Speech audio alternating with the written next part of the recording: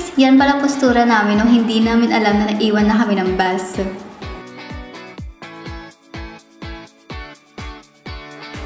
Oh, gulat kayo guys no, ba't may video na kami ng view? Aba, syempre, inunahan namin yung bus. VIP kaya kami. Sorry Pips, magulo. Karag-karag kasi yung bus eh.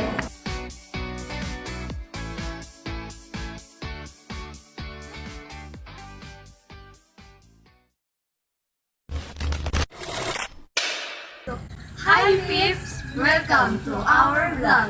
This is the CS Group at your service. So today, we're doing a travel here in Tawi, Aurora. Umay kayo! Hi Pips! Welcome!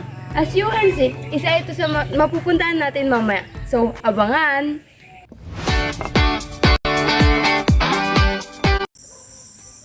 Hi Pips! So, alam niyo ba na isa sa mga tourist spot na pinupunta nila ngayon dito ang Mini Siargao sa Barangay Tawi. So, tara, libutin natin ang ganda nito.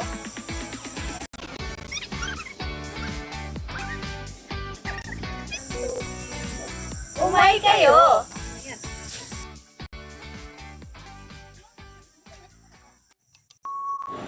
The Mini Siargao of Aurora refers to the coconut road in the Tawi ni Dinalungan, Aurora. It's known for its scenic beauty, particularly the coconut trees lining the road, creating a picturesque landscape reminiscent of Siargao. The area is popular for road trips, offering a visually appealing experience.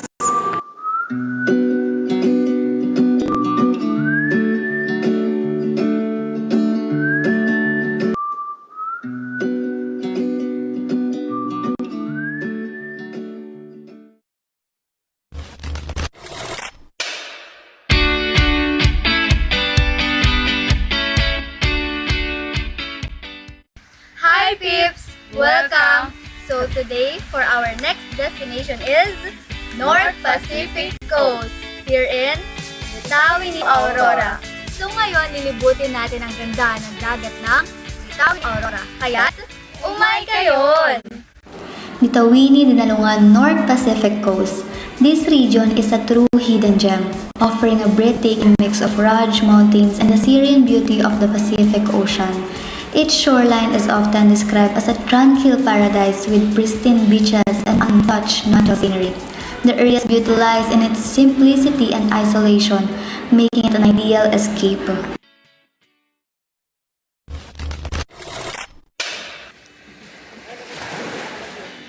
tayo sa naka-live.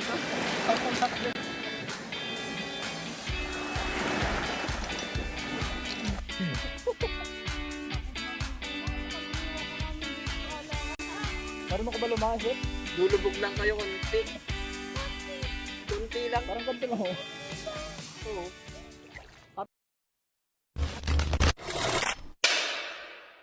Hi Pips! Welcome! So, today makikita po natin na medyo low tide po ang tubig ng dagat. Pero, for our next activity, abangan po ninyo. Tayo po ay magbabangka. Kaya't, umay kayon! Hi Pips! So, ito na. Magbabangka na tayo. Oh, that's my mother guys. Uncle po. So Pips, si Uncle Bunny po ang nakakwentuhan namin at dahil sa napatagal na kwentuhan, nakalimutan namin mag-video. Sorry Pips! Pero, alam niyo ba na si Uncle Bunny ang nakasama namin at tumulong sa amin makapunta sa Bulo?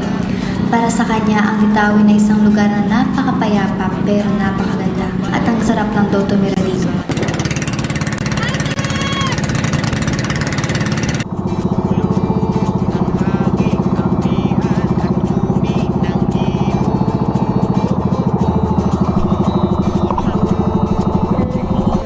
Hi Pips! So once again, this is the CS Group. And ngayon, nakarating na tayo ngayon dito sa Bulo dahil sa pagbabangka-bangka natin at papakita namin ngayon ang ganda dito. Ngayon, kakain muna tayo. Bye! Dulog at tinatawag na tayo ng bundok. So, hi Pips! So, nandito tayo ngayon sa Bulo. So, makikita natin ang napakagandang bato dito at tara, libutin natin. So, Bulo is a sitio or sub-village within the barangay of Ditawini. It is known for its stunning mountain views and lush green landscapes. Bulo embodies the simple, sweet paradise of rural life in the Philippines, with its rolling hills and a community living in harmony with the natural environment. Malayo sa mas tahimik. So hi Pips! Para po sa next activity natin, kukuha po tayo ng mga susungkitin dito po sa bato. Katulad po ng ganere po. Tingnan natin ang mundo. Magtago papalayo sa mas tahimik at payapang mundo. So, hi peeps! So, ito na po, nasa kaligitnaan na po kami ng pangunguha po ng susot. Ito na po yung mga nakuha po namin. Kasama rin po namin sa pangunguha po namin ang ate po namin na si Tim Karen de la Cruz. At si Bina de la Cruz po na nandun po sa baba.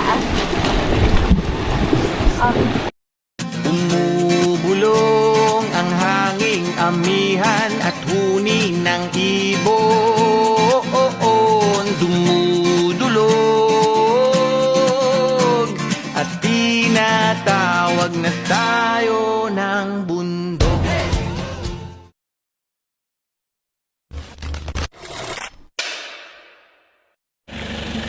Hi peeps! Umali kayo! Ngayon, andito tayo sa ating final and last destination sa Ditawi ni Ditanglungan, Aurora.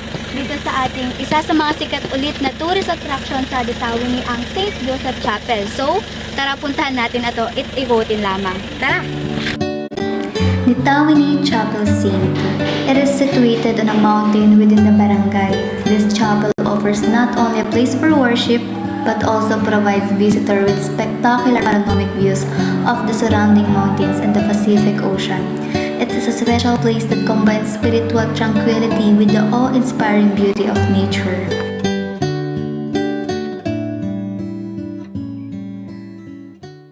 Alam niyo rin ba na ang simbahan nito ay naitayo lang din ngayon after nung bagong Pepito?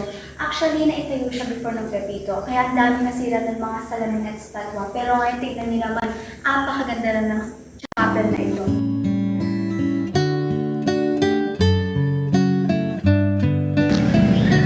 Hi Pips! Once again, this is the CS Group at your service. Sana natuwa, nagsiyahan at nag-enjoy kayo sa aming vlog.